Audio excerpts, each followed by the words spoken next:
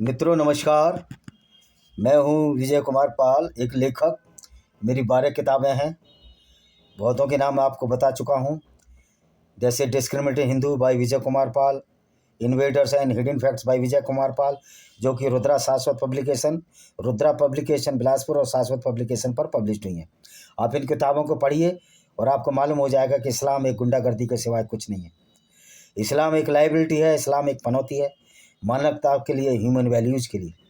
जो 48 बार हमको 5 टाइम की नमाज में मुसलमान गैर मुस्लिमों को गाली देते हैं, जो ये कहता है कि मेरे नमाज के पक्के पाबंद हैं। अभी तक तो ये बड़ा प्रोपोगेंडा फैलाया गया कि जो नमाज पढ़ता है वो सच्चा मुसलमान है, वो बड़ा अच्छा आदमी है।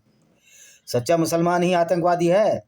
अकॉर्डिंग टू कुरानिक वर्सेज, जो मुसलमान 5 वक्त की नमाज पढ़े और जो गैर मुस्लिमों के पूजा स्थल तोड़े, उनके मंदिर तोड़े, उनके गिरजे तोड़े, उनके चर्च तोड़े और उनकी औरतों को लूटकर बाज़ारों में बेच दे, उनके साथ इंटरकोर्स और उनके साथ मोलेस्टेशन करे, रेप्स करे, वही सच्चा मुस्लिम है।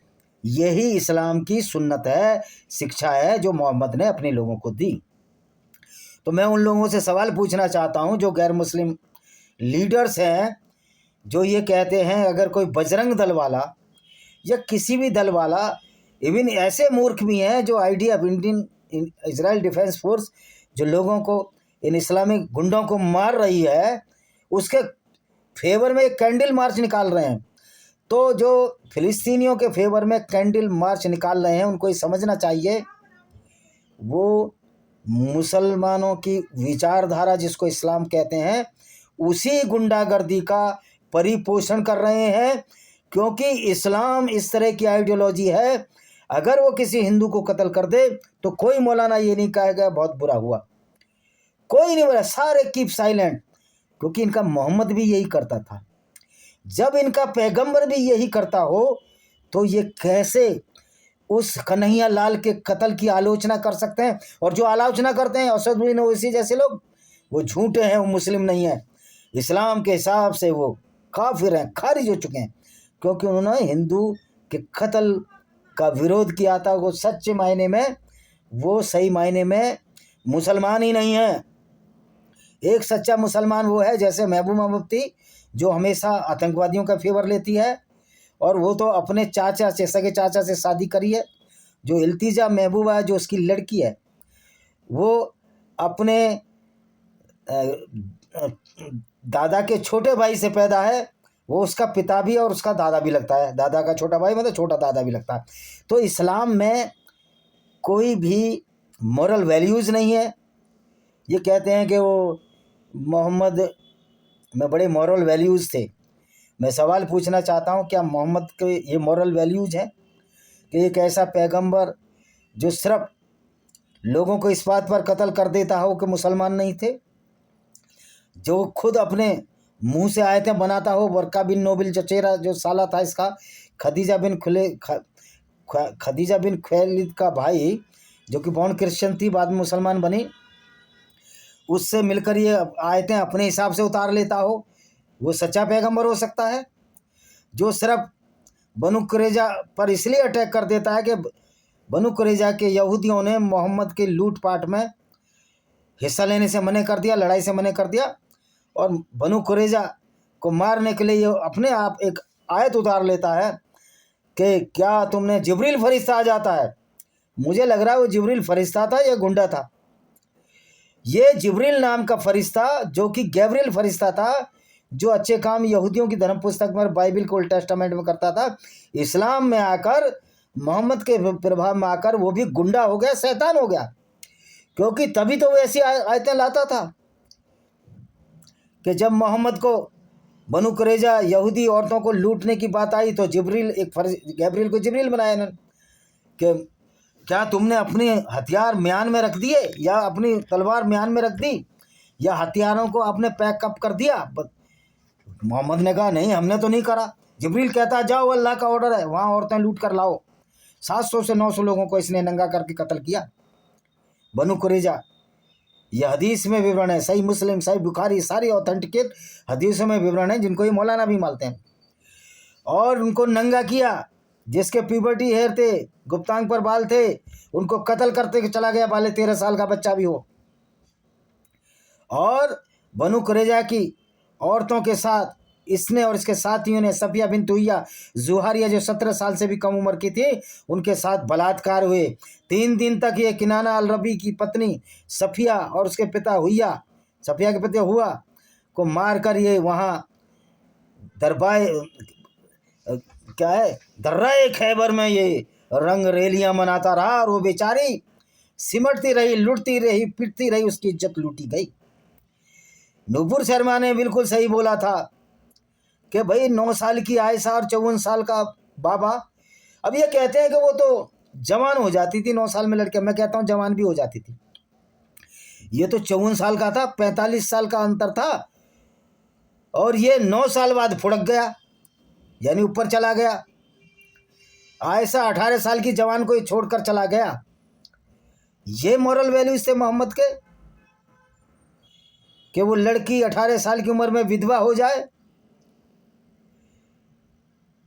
मतलब एक तो मूर्ख से मूर्ख व्यक्ति भी समझता है कि कोई बुढ़ा हो जाता है कि भाई बाप इस उम्र में शादी नहीं करनी, और वो लड़की का क्या होगा जब मैं मर जाऊंगा। तो इसने एक आयत और उतार दी कि जो मोहम्मद की पत्नियां हैं वो सबकी माएँ हैं, पर मोहम्मद किसी का बाप नहीं है।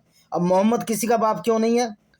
क्योंकि मोहम्मद ने अपनी चचेरी बहन ज़ैनब की शादी अपने दत्तक का पुत्र जैद बिन हरिस से करवा दी थी, जो कि खदीजा बिन खुवैलिद का एक गुलाम था, अरबी था वो भी। और मोहम्मद और खदीजा बिन खुवैलिद उसको अपना बेटा मानते थे, यहाँ तक कि लोग उसको मोहम्मद जैद बिन मोहम्मद कहते थे। जैद बिन मोहम्मद लड़के के लिए बिन लगता है, मोहम्मद का बेटा जैद, अगर लड़की है अस्वा बिन्त मरवान, मरवान की बेटी, वहाँ बिन्त और बिन, तो जैद बिन मोहम्मद कहने लगे थे। लेकिन जब एक दिन ये मोहम्मद काम वासना से तो अभिभूत रहा ही था, ये ज़ैनब के घर चला गया, जो कि इसकी पुत्रवधू लगती थी क्योंकि दत्तक पुत्र था, और इसकी चचेरी बहन भी थी मोहम्मद की, तो इसकी बहन भी थी और इसकी बहू भी थी। तो युद्ध चलता है मुसलमानों में, क्योंकि स्टूपिड आइडियोलॉजी है ये। तो वहाँ उसको अर्धनग्न अवस्था में देखा, ये लोगों को कहता था कि दरवाज़ा कुंडा खड़खड़ा कर जाओ, जब मोहम्मद के पास आओ, किसी के मोहम्मद के घर पर कुंडा खड़खड़ा करो, क्योंकि 12 बीबियाँ थीं, सारा करेक्टर इसका उजागर हो जाता। तो इसने एक आयत उतार दी, जब नंगा देखा, उनने कहा अगर पुत्र वधू के रूप में मैं इससे शादी करूँगा तो लोग ताने मारेंगे कि कैरेक्टर क्या है इस पैगंबर का। तो उसने एक आयत उतार दी, जिब्रील नाम का गुंडा जो इनके यहाँ फरिश्ता का फिर आया, बोला कि मोहम्मद चाहे जिस औरत के साथ इंटरकोर्स करता है, जिस पर हाथ रख दे, यानी कि ये पैगंबर के काम है। और उसको नंगा देखकर जबरन जैद से तलाक दिलवा दिया और डिक्लेयर कर दी एक आयत में, मोहम्मद किसी का बाप नहीं है, लेकिन मोहम्मद की जो पत्नियां सबकी माँ हैं। क्यों? इसको भी डर था, इसको भी अपने ऊपर डर था, इसलिए मोहम्मद एक कुंठित व्यक्ति था। उन्होंने कहा कि मेरी पत्नियों के साथ कोई गलत व्यवहार ना करे, या पत्नियां दूसरे मुसलमानों के साथ इलिसिट संबंध ना लगा लें। तब इसने बोल दिया कि जो भी मोहम्मद की स्त्रियों से शादी नहीं कर सकता कि सबकी माएँ हैं। 18 साल की आयशा 70 साल के लोगों की माएँ थी, और अभी तो बहुत से अम्मी आयशा अम्मी आयशा अम्मी आयशा का जीवन तो बड़ा ही कठोर और यातनापूर्ण इस मोहम्मद की वजह से बना। और मज़े की बात यह है कि पूरी दुनिया में इस्लाम की वजह से लोग यातना भेज रहे हैं, कुरान की आयतों को देख देख कर लोग यातनाएं भुगत रहे हैं। लेकिन ये प्यारे हमारे चंद्रशेखर रावण जामा मस्जिद के सामने कहता है कि कुरान में एक ऐसी आयत दिखा दो। ए मूर्ख, आमने सामने की डिबेट कीजिए। जिस तरह की तुम हरकतें करते हो, बातचीत करते हो, उससे तुमको ये लगता है कि तुम लोगों को डरा लोगे, धमका लोगे, फुसलाओगे। ना हम डरने वाले हैं ना धमकने वाले हैं। अरे हमारा ग्रुप अगर तुमको वोट नहीं दे तो चंद्रशेखर रावण सांसद नहीं बन सकता नगीना में। और तेरे को चैलेंज है, इस बार बन के दिखा देना तू।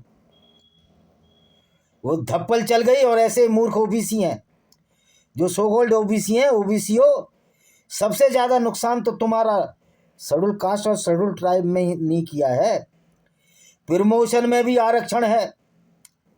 यानी कि मेरे से जूनियर, मेरे डिपार्टमेंट के मेरे से सीनियर बन जाते थे। ये कैसा सामाजिक न्याय है भाई? ये तो बहुत बड़ा अन्याय है। तो मूर्खों, तुम पर भी जो अपने को सारी जातियां जो ओबीसी में आती हैं, किसान जातियां, पावरफुल जातियां कही जाती हैं, राजपूत और ब्राह्मणों की तरह तुम्हारे पर भी SC ST एक्ट लगता है और तुम्हारे लिए भी वही कठोर प्रावधान है। और तुम चले हो PDA बनाने, अखिलेश यादव। ओबीसी पर क्या SC ST एक्ट नहीं लगता? और सबसे बड़ा नुकसान ST SC के रिजर्वेशन से सारे ओबीसी और जनरल को ये होता है कि प्रमोशन में उनका आरक्षण नहीं है। ग्रुप बी तक प्रमोशन में आरक्षण है, ग्रुप 1 में कोई आरक्षण नहीं होता। तो हम पीछे रह रहे हैं इनकी वजह से। इनकी वजह से SC ST में, माफ़ कीजिए, मैं दलितों के खिलाफ नहीं हूँ, लेकिन दलितों ने कभी क्या ये बोला कि भाई ओबीसी पर SC ST एक्ट मत लगाओ, क्योंकि ये तो हमारा PDA में आते हैं, ये तो बहुजन आते हैं, बहुजन है ये सारे के सारे। और जो दूसरे लोग इस देश में रह रहे हैं जिनको आप जनरल कहते हो, क्या वो बहुजन में नहीं आते? वो कहते हैं कि मनुस्मृति में, ब्रह्मा के मुख से। अरे मनुस्मृति मनु ने लिखी है ना। जो ब्राह्मण मनुस्मृति पर चलता है उसको तो संविधान वैसे ही खारिज कर देता है। उस ब्राह्मण की तो कोई औकात ही नहीं होती है। और साइंस ने सिद्ध कर दिया है कि मनुस्मृति एक मूर्खों द्वारा लिखी गई, मूर्खों द्वारा पढ़ने वाली और मूर्खों द्वारा मानने वाली किताब है। कहीं ब्रह्मा के मुंह से ब्राह्मण पैदा हो जाएगा क्या? ब्रह्मा के मुंह में बच्चेदानी है? या ब्रह्मा की लार से पैदा हो जाएगा? सहलाईवा से ब्राह्मण पैदा हो रहा है, उधर यहाँ भुजाओं से क्षत्रिय पैदा हो रहा है। अब ये बताओ, क्षत्रिय भुजाओं से पैदा हो रहा है तो क्या भुजा बच्चा पैदा कर सकती है? साइंस ने सिद्ध किया है कि मनुस्मृति मूर्खों की किताब है। सारे लोग, हम ना आदम है ना हव्वा है, ये सारे कल्ट झूठे हैं। All the religion are wasted, बेकार हैं ये जो ये कहते हैं आदम हव्वा से उत्पत्ति हुई। तुमने देखा आदम हव्वा को? मनु ने किसी को नहीं देखा, मनु को किसी ने नहीं देखा। चैन ऑफ नरेशन ही नहीं है इनके पास। हमने उनसे सुना, हमने उनसे सुना। अरे बाप से बेटे पे बात जाती है। मेरा गोत्र है, वो मेरे बेटे पर जाएगा जो हम गोत्र मानते हैं। तो वैसे गोत्र मानना कोई ज़रूरत नहीं है। सिर्फ गोत्र 4 ही हैं, 4 ब्लड ग्रुप हैं और एक DNA है जो ये सर्टिफाइड करता है कि हम किसके संबंधी हैं, निकट संबंधी हैं, रक्त संबंधी हैं। A ग्रुप A पॉजिटिव होता है, A नेगेटिव होता है, B positive, B negative, AB O positive और नेगेटिव। ये 4 ग्रुप हैं, DNA है। बाकी ये गोत्र, ये किलान, ये तो एक गांव वालों की तरह है कि भाई हमारे गोत्र में शादी नहीं हो सकती।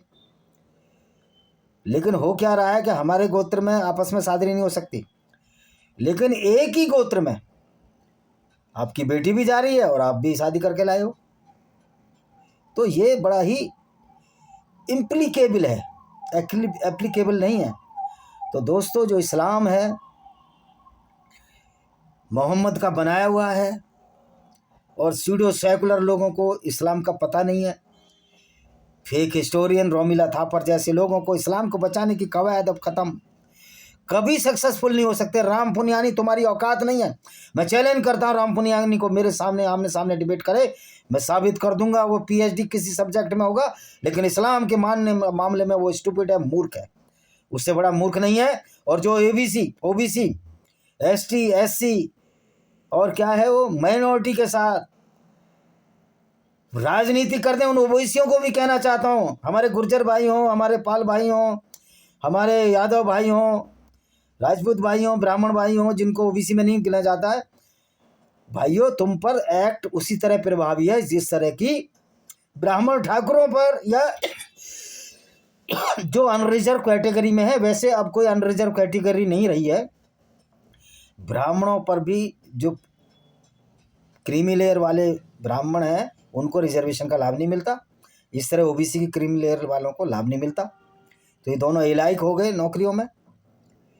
तो दोस्तों, प्रमोशन में सबसे बड़ा नुकसान जो OBC को और जनरल कास्ट को हो रहा है, SC ST की वजह से हो रहा है।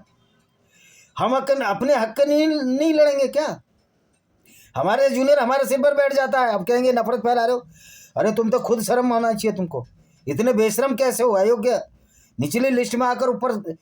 अगर तुम में थोड़ी इंसानियत होती ना, जो नियो बुद्धिस्ट है, वो रिजर्वेशन का लाभ छोड़ दो। तुम झूठे और मक्कार हो, देशद्रोही हो, संविधान विरोधी हो। तभी तो आप रिजर्वेशन का लाभ लेने में हिंदू बन जाते हो और वैसे बुद्धिस्ट हो जाते हो। ये जो धूर्त हैं, जो नियो बुद्धिस्ट है, ये बुद्धिस्ट है जो रिजर्वेशन का लाभ रहे हैं, धूर्त है। और हमारे जो सो कॉल्ड दलित भाई हैं, जो हिंदू धर्म को मानते हैं, आई रेस्पेक्ट दैम, मैं तो उनकी भी रेस्पेक्ट करता हूँ जो बुद्धिज्म को मानते हैं, लेकिन मैं उन धूर्त बुद्धिस्ट की रेस्पेक्ट नहीं कर सकता जो कि निहायत धूर्त और झूठे हैं, जो रिजर्वेशन के लिए हिंदू बन जाते हैं, उनके ऐसी बन जाते हैं, लेकिन बुद्धिज्म फॉलो करते हैं। जबकि मूल मंत्र बुद्धिज्म का ये है कि आपको झूठ नहीं बोलना, धोखा नहीं देना। आप तो पहले जो 5 सिद्धांत हैं उसी पर खड़े नहीं पड़ते हो, तो ये सारे नकली बुद्धिजीवियों का तो रिजर्वेशन बंद होना चाहिए। SC और ST में जो हिंदू हैं उन्हीं को मिलना चाहिए, क्योंकि क्रिश्चियनिटी में तो कोई जातिवाद नहीं है। मतलब भारत एक बनाना रिपब्लिक बन गया है और यहाँ की जुडिशरी को थोड़ा कठोर निर्णय लेने होंगे। अरे तुम जाना बुद्धिस्ट बनो तो बनो यार, फिर रिजर्वेशन का लाभ ना मरो। सत्य सनातन वैदिक धर्म में जो गंदगी है मनुस्मृति के नाम पर तो साफ कर दी गई है। कोई समझदार ब्राह्मण भी नहीं मानेगा कोई ब्रह्मा के मुख से पैदा हुआ है। अगर वो पढ़ लिख के मानता ब्रह्मा के मुख से पैदा हुआ है तो मूर्ख है, फिर वो ब्राह्मण की श्रेणी में नहीं आता, पंडित की श्रेणी में नहीं आता वो। तो दोस्तों आप समझ सकते हैं कि किस तरह OBC जातियों को भरमाया जा रहा है और किस तरह ST ST के नाम पर गैर हिंदुओं को आरक्षण का लाभ दिया जा रहा है। इसलिए कहता हूँ भारत एक बनाना रिपब्लिक से कम नहीं है। यहाँ कोई कायदे कानून नहीं है, FIR लिखने के लोगों को पसीने छूट जाते हैं। तो इन्हीं वजह से बहुत बड़ी क्रांतियाँ कभी कभी देश में हो जाती हैं। इनका ख्याल हर गवर्नमेंट को रखनी चाहिए। और बहुत से ऐसे आर्मी और पुलिस में मेरे ऐसे लोग होंगे जो इसे ST SC एक्ट से इत्तेफाक नहीं रख सकते होंगे, उसमें मेरे रिश्तेदार भी हो सकते हैं। जो दलितों में जो अच्छे लोग हैं, जो अच्छी सोच वाले हैं, जो धूर्त और मूर्ख नहीं है, बेगैरत नहीं है, वो भी इस बात को अच्छी समझते होंगे किसी पर झूठी केस नहीं लगाना चाहिए, क्योंकि प्रियम वदम सत्यम वदम। आप झूठ बोल रहे हो तो अच्छे इंसान नहीं हो सकते, और बुद्धिस्ट भी अच्छे नहीं हो सकते। आप झूठे एक्ट अगर किसी पर लगा रहे हो, पहली बात तो तुम बुद्धिस्ट हो ही नहीं, तुम तो रिजर्वेशन का लाभ ऐसे हिंदू बनकर ले रहे हो। जब अम्बेडकर साहब बुद्धिस्ट बन गए तो उनको क्या लेना देना था? शेड्यूल कास्ट जातियों के लिए क्या, उनको तो हिंदू रहकर करना था ना ये काम। तो अभी जो चर्चा हो रही है कि अम्बेडकर ने संविधान लिखा, एक व्यक्ति ने, किसी ने संविधान नहीं लिखा, ये भी झूठ और फ्रॉड है और इसके खिलाफ लड़ाई लड़नी चाहिए। और OBCयों को एक बात समझनी चाहिए, अपना पिछड़े वर्ग को, तुम भी SC ST एक्ट से उतने ही बड़े प्रताड़ित हो जितने वो लोग जिनको ब्राह्मण ठाकुर तुम कहते हो, सो कॉल्ड। मैं तो किसी जातिवाद में विश्वास नहीं रखता और जन्म के आधार पर कोई जाति की वेदों में कोई व्यवस्था नहीं है। मनुस्मृति में ये मूर्खता भरी व्यवस्था है कि ब्राह्मण ब्रह्मा के मुख से पैदा हो गया, लार से पैदा हो गया, भुजा से पैदा हो गया। तो ऐसे चूतियापे को तो कोई मानता नहीं है, न ब्राह्मण मानेगा, ठाकुर मानेगा, न हम मानेंगे, न कोई और मानेगा। तो फिर मेरी बात समझ में नहीं आई। अगर ये लोग मानते हैं तो उनको मूर्ख ही समझा जाएगा ना, ज्ञानी तो नहीं समझा जाएगा। तो ये अज्ञानी लोगों के मेरे संदेश है, ये ब्रह्मा एक माइथोलॉजिकल है, एक भाव है, कोई व्यक्ति नाम का नहीं था। मनु कोई व्यक्ति नहीं था, ये भाव है। जिस तरह आदम हव्वा कोई व्यक्ति नहीं थे, ये झूठ का पिटारा है, पेंडोरा बॉक्स है। सारा कल्ट, साइंस और लॉजिकल वैल्यू ने हमें सिद्ध कर दिया है कि सारे जो आदम हव्वा की कहानी है, मनु की कहानी है, ब्रह्म स्मृति, ये सब मूर्खतापूर्ण बात है। अल्लाह की फैलेसी, और ऐसे अल्लाह एक ऐसे पैगंबर को भेज रहा है जो काफिले लूटता हो। ये बड़ी बेइज्जती की बात नहीं है? आप उस मोहम्मद के नाम पर लोगों को कत्ल कर रहे हो, क्योंकि मोहम्मद भी वही काम करता था। तो तुम तो पथभ्रष्ट मोहम्मद ने किए और मोहम्मद ही तुम्हारे साथ सबसे बड़ा प्रांक कर चला गया है। इसी के साथ हम इस वीडियो को विराम देते हैं। वंदे मातरम, जय हिंद, आपका दिन शुभ हो।